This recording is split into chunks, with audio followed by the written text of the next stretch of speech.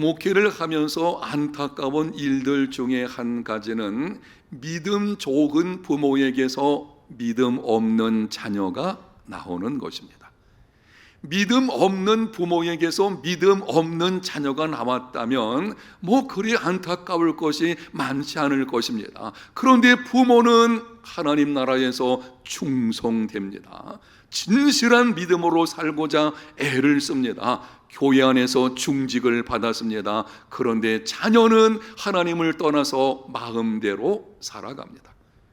어렸을 때는 하나님을 섬겼지만 사춘기를 지나가면서 정체성의 혼란을 겪게 되고, 이 아이가 나중에 대학을 졸업하고 사회생활에 들어가게 되면 이제는 혹 교회를 나온다고 할지라도 비그리스도인처럼 살아가는 것을 보게 됩니다. 부모의 말도 듣지 않습니다. 오늘 나오신 여러분의 가정은 어떻습니까? 진정한 성공은 온전한 믿음 계승을 통해 이루어지는 것입니다. 불편한 진실이죠. 여러분이 이 말씀을 들을 때에 마음이 조금 불편할 것입니다.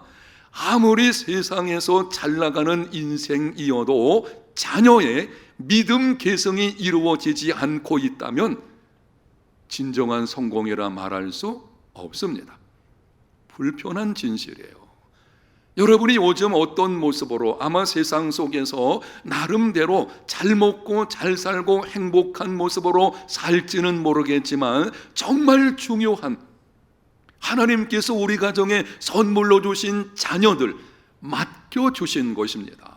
하나님이 이 자녀를 특별히 우리 가정에 맡겨주신 것은 부모인 우리를 통해서 그들에게 온전한 믿음이 전승되기를 원하시는 것입니다. 그런데 그저 세상 속에서 잘 나가는 일만 그쪽으로 키우게 된다면 자녀들이 하나님을 떠나는 일이 벌어지게 될 것이고, 그것은 부모인 우리에게는 진정한 인생의 성공이 될 수 없습니다. 온전한 믿음 계승, 다음 세대를 믿음의 거목으로 키우려면 어떻게 해야 합니까?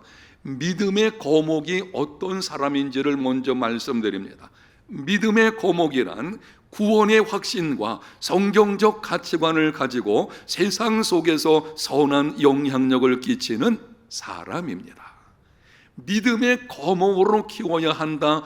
어떻게 키워야 합니까? 세 가지 측면이 있습니다. 첫 번째는 자녀들로 하여금 구원의 확신을 갖게 해야 합니다. 두 번째는 성경적인 가치관을 알고 그 일을 따라서 행하게 해야 합니다. 세 번째는 있는 그곳에서 선한 영향력을 끼치는 사람이 되게 해야 합니다.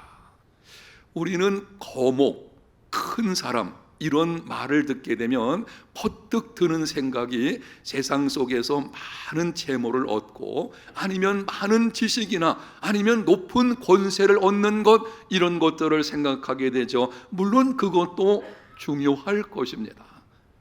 많이 얻고 많이 여러분들이 나름대로 높은 자리에 올라간다고 하면은 그만큼 또 영향력을 끼치는 삶도 없지는 않을 것입니다. 그런데 믿음의 거목이라는 이 말씀은 한번 따라합니다. 선한 영향력, 거기에 관한 것입니다. 비록 가진 것이 많지 않아도 가방끈이 짧아도 우리 자녀들이 있는 그곳에서 선한 영향력을 끼치고 복의 통로로 사용받고 있다면 그것이 믿음의 거목의 삶이 되는 것입니다. 여러분, 어떻게 하면 우리가 이런 자녀로 키울 수가 있겠습니까? 오늘 본문 4절과 7절에 보면 자녀 교육과 관련해서 하나님께서 이렇게 명령을 하셨습니다. 4절 상반절, 이스라엘아 들으라. 7절 상반절, 내 자녀에게 부지런히 가르치며. 신명기 6장 4절에서 9절까지는 히브리 민족의 교육 대헌장이며 하나님을 섬기는 백성들이 자녀 교육과 관련해서 반드시 알아야 하는 아주 중요한 말씀입니다. 그런데 그 말씀을 하나님께서 주시면서 두 가지 대상에게 명령을 하시는데요. 첫 번째는 이스라엘아 들으라. 이스라엘 공동체에 명령하십니다. 두 번째는 내 자녀에게 부지런히 가르치며 부모에게 명령하십니다. 이스라엘 공동체에 명령을 하시고 그리고 부모에게 명령하시고, 이 말씀을 오늘날 우리에게 적용한다면 자녀 교육은 교회와 가정이 함께 하라는 것입니다. 교회를 향해서 주시는 명령이요, 가정에서 부모에게 주시는 명령입니다. 그래서 자녀 교육이 온전한 믿음 계승으로 나타나려고 하면 가정과 교회가 함께 해야 합니다. 그런데 자녀 교육 현장이 어디인지 본문 7절 이하에 이렇게 말씀을 합니다. 7절에서 9절까지를 봅니다. 내 자녀에게 부지런히 가르치며 집에 앉았을 때든지 길을 갈 때든지 누워 있을 때든지 일어날 때든지 이 말씀을 강론할 것이며, 너는 또 그것을 내 손목에 메어 기호를 삼으며 내 미간에 붙여 표로 삼고 또 내 집 문설주와 바깥문에 기록할지니라. 가정의 일상생활 속에서 자녀 교육이 이루어져야 한다는 명령입니다. 신앙 교육의 현장이 어디이어야 하는지를 하나님께서 말씀하시고 있는데요, 바로 그곳은 가정이었어요. 하나님이 지금 부모들에게 가정에서 신앙 교육이 이루어져야 된다, 그리고 동시에 이스라엘 공동체에 말씀하시는, 그래서 가정과 교회가 함께하는 신앙 교육이 되어야 합니다. 이렇게 정리해서 말씀을 드릴 수가 있습니다. 온전한 믿음 계승을 이루려면 가정과 교회가 함께 해야 하며, 가정이 중심이 되고 교회는 돕는 역할을 해야 한다. 하나님의 교회 공동체에 속한 모든 성도들이 반드시 이 말씀을 알아야 하고, 이 말씀 붙들고 기도해야 하고 순종해야 합니다. 영상에 있는 말씀을 같이 한번 읽어보겠습니다. 온전한 믿음 계승을 이루려면 가정과 교회가 함께 해야 하며, 가정이 중심이 되고 교회는 돕는 역할을 해야 한다. 두 가지 말씀을 드리고 있습니다. 한 가지는 가정과 교회가 함께 해야 한다. 다른 말씀은 가정이 중심이 되고 교회는 돕는 역할을 해야 한다. 지금의 한국 교회의 가장 심각한 문제 중에 하나는 다음 세대 자녀들이 점점 사라지는 것입니다. 한국 교회가 지금 그대로 나간다면은, 제가 추측을 해볼 때에 30년이 지났을 때에는 교회당들이 통통 비게 되지 않을까라는 걱정을 하게 되어지죠. 왜 이런 일이 벌어지는 것인가요? 교회 무관심, 물론 그런 것도 없지는 않지만 실상은 그렇지 않습니다. 그동안 한국 교회는 다음 세대를 키우기 위해서 애썼습니다. 우리 교회도 나름 많은 노력을 기울였습니다. 전문 교역자들을 청빙했습니다. 훈련받은 좋은 교사들을 세웠습니다. 많은 재정을 투자했고 교육 환경을 바꿔보려고 애를 썼습니다. 그럼에도 주일학교는 점점 줄어들고 있습니다. 외향적인 이유 중에 하나는 우리나라의 출산율이 적은 것입니다.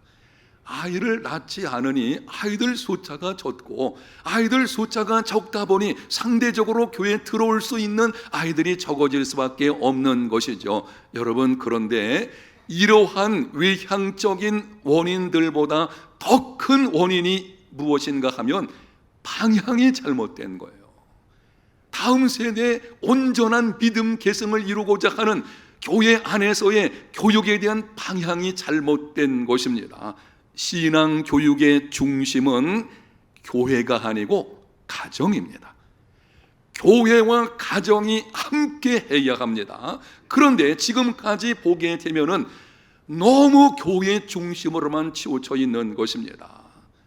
그 신뢰가 뭔가 하면 많은 부모들이 주일학교에 아이들을 갖다 맡긴 것으로 신앙생활 교육 전부로 한 것입니다. 나는 우리 아이를 신앙으로 양육하고 있어 가만히 보게 되면 교회 주일학교 보내는 것이 전부였어요. 오늘 본문에서 하나님께서 하시는 말씀을 보십시오. 자녀 교육의 명령은 이스라엘 공동체에 그리고 가정의 부모에게 주신 거예요. 그런데 그 현장을 가정으로 말씀을 하시고 있습니다. 그래서 가정이 중심이 되어야 하고 교회가 돕는, 이렇게 가정과 교회가 함께하는 방향으로 자녀 교육이 이루어져야만 진정한 믿음 계승이 이루어지게 되는 것입니다. 우리나라 크리스천 중고등부 학생들에게 질문을 했습니다. 중학생들 그리고 고등학생들에게 질문했습니다. 신앙생활에서 가장 큰 영향을 주는 사람이 누구인지 한번 말을 해보라. 그 결과는 어머니가 47.2%, 교회 친구 12%, 목회자 11.9%, 아버지 9.8%, 주일학교 교사 2.8%. 여러분이 이 통계 숫자만 보아도 다음 세대 자녀 교육의 방향이 어떻게 되어야 한다는 것을 짐작하게 될 것입니다. 영상에 있는 수치를 주목해 보십시오. 자녀의 신앙생활에 가장 큰 영향을 주는 사람이 누구입니까? 교회 친구인가요? 목회자인가요? 교사입니까? 아닙니다. 어머니였어요. 한국 교회 현실 속에서 어머니들의 영향이 너무 크다는 것이죠. 교회를 가지 않고 교회 오고 가는 문제도 거의 어머니에 달려있는 것을 보게 되죠. 어머니 중에 이런 사람이 있죠. 야, 너 오늘 학기 말고사가 있으니까 교회 가지 말고 학원 가서 공부해. 가만히 보면 부모가 그렇게 말을 합니다. 결국 그 아이의 신앙생활을 결정하는 것이 부모에게 있어요. 주일학교 교사들이 애쓰죠. 정말 어떻게 하든지 이 아이를 제대로 교회 안에서 양육하기 위해서 힘을 써도 주일학교 교사는요, 한계가 있어요. 결국은 부모에게 달려 있는 것입니다. 여러분, 자녀들을 주일학교에 맡기는 것으로 신앙교육의 책임을 다했다고 생각하지 마십시오. 온전한 믿음 계승이 이루어지려고 하면은 현실적인 수치가 증명하듯이 부모가 변해야 됩니다. 누가 변한다고요? 부모인 우리들이 변해야 됩니다. 여러분, 어떻게 변해야 되겠습니까? 온전한 믿음 계승이 진정한 인생의 성공임을 아는 사람으로 변화되어야 됩니다. 우선순위, 자녀 교육의 우선순위가 무엇인지를 아는 부모들이 되어야 됩니다. 그리고 나서 두 번째로는 가정과 교회가 함께 해야 한다는 것과 가정이 중심이 되고 교회는 돕는 역할을 하는 공동체임을 아는 사람이 되어야 합니다. 그리고 세 번째로는 교회에 맡기는 것을 신앙교육의 전부로 생각하지 않는, 바로 그러한 것을 이제는 새롭게 바뀌는 부모들이 되어야 합니다. 이쯤에서 우리는 두 가지 질문을 하게 됩니다. 첫 번째 질문은 부모로서 자녀를 어떻게 양육할 것인가, 가정 안에서 이루어지는 것입니다. 두 번째는 교회가 무엇을 도와야 하는가. 이 두 가지 질문 중에 오늘은 교회가 무엇을 도와야 하는지만 말씀드리겠습니다. 여러분이 가정에서 자녀를 어떻게 훈련할 것인지, 그들을 말씀으로 어떻게 양육할 것인지는 지금까지 많은 말씀을 들었고 앞으로 듣게 될 것입니다. 오늘은 특별히 교회에 관한 시리즈 말씀을 드리고 있으니, 교회가, 가정과 교회가 함께할 때에 교회가 무엇을 도울 수 있는지 이 말씀을 드리게 될 것입니다. 기억하십시오. 교회는 예수 믿는 성도들의 모임입니다. 교회가 어떻게 도와야 하는가라는 이 질문은 바로 교회를 이루고 있는 우리에게 주시는 거예요. 우리는 교회 그러면은 다른 조직체를 생각하는 경우가 있어요. 아니에요. 교회는 바로 예수 믿는 내가 교회인 것입니다. 이 일을 우리가 교회가 힘써서 도와야 됩니다. 바로 이것은 내게 주어진 명령이고, 여러분이 이 말씀을 들을 때에 깊은 관심을 가지고 기도하시고 기회가 되면 헌신하시고 이런 믿음의 삶이 되시면 좋겠습니다.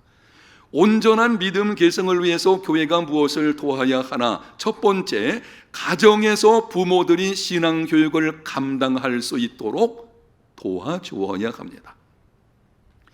부모가 가정에서 신앙 교육을 제대로 감당할 수 있도록 돕는 공동체가 교회입니다.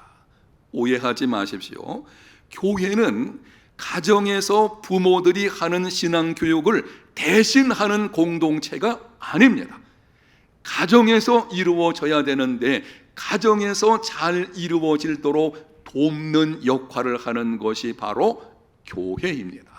우리 교회 예를 들어 설명을 드린다면 우리 교회 안에서 실행하는 프로그램들이 있습니다. 학부모 교육, 아기 학교, 태아 학교, CIP, 마더와이즈, 이런 것들은 정말 부모들이 가정 안에서 자녀를 잘 양육할 수 있도록 돕는 프로그램들입니다. 대신해 주는 것이 아니에요. 그 프로그램에 여러분이 참석하는 것으로 끝나는 것이 아니고 돕는 것입니다. 부모 되신 분들, 교회 안에서 이런 프로그램들이 진행될 때에 적극적으로 참여하십시오. 학부모 교육 배워야죠.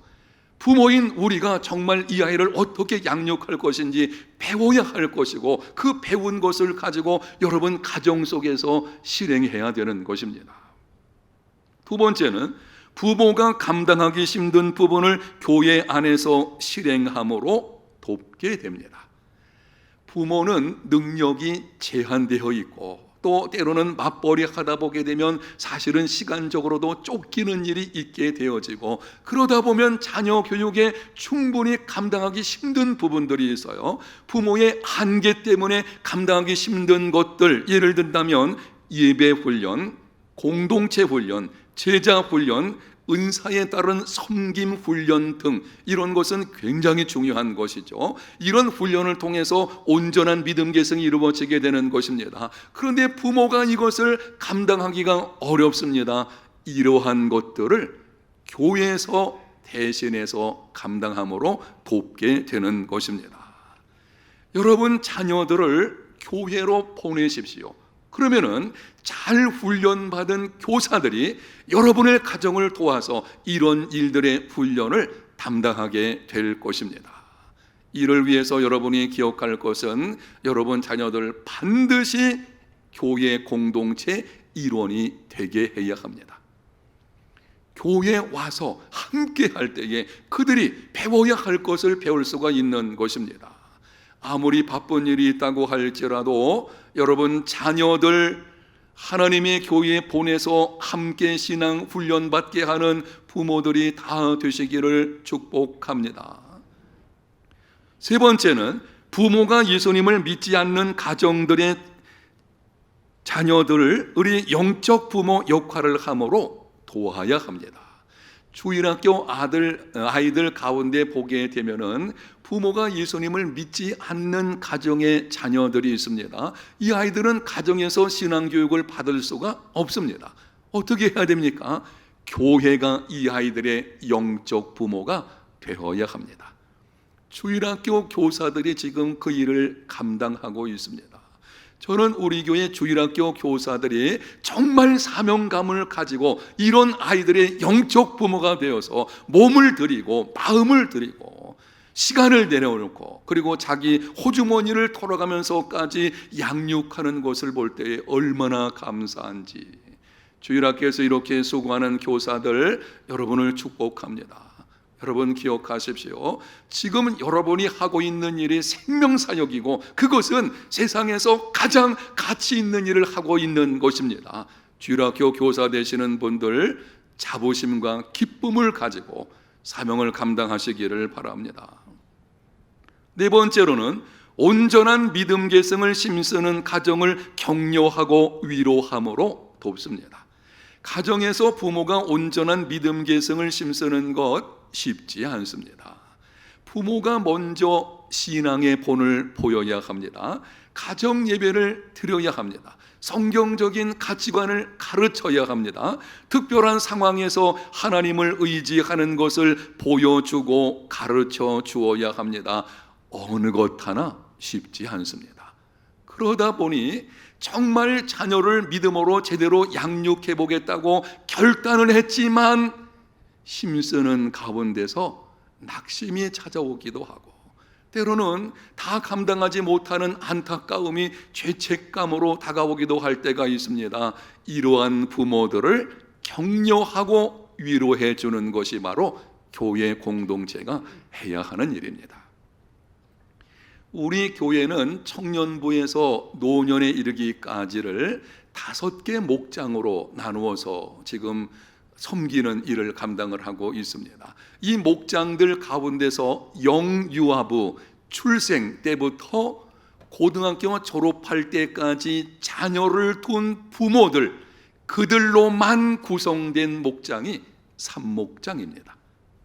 노년 세대의 푸른갈래 목장이 있고 장년 세대의 1목장과 2목장이 있습니다. 그리고 3목장은 특별히 교회에서 자녀들, 영유아에서 고등학교 졸업 전까지 이 자녀들을 가지고 있는 부모들로만 의도적으로 조직을 했습니다.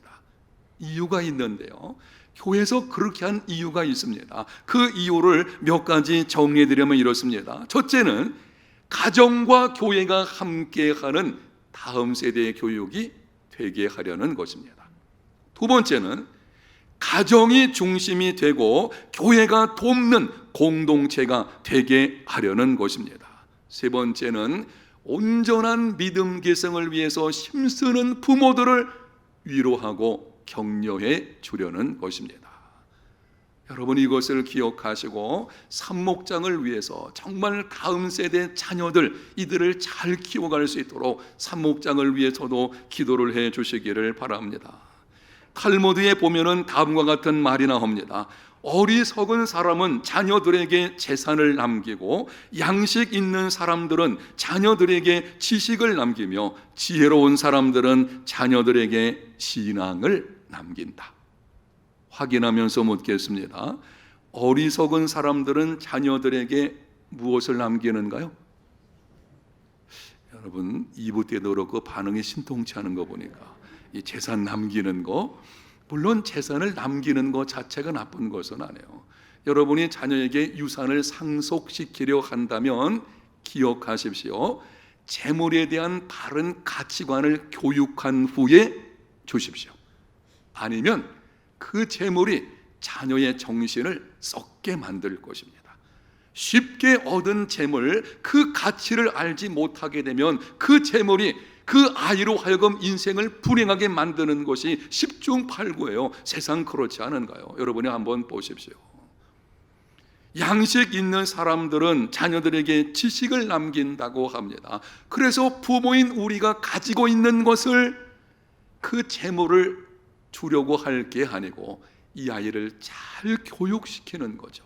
훈련받게 하고 배울 기회가 있으면 하여튼 배우게 만들고, 그래서 우리 자녀들이 잘 배워서 세상 속에서 세상을 이기는 강한 사람으로 세워가는 것, 정말 양식 있는 사람의 모습인 것입니다.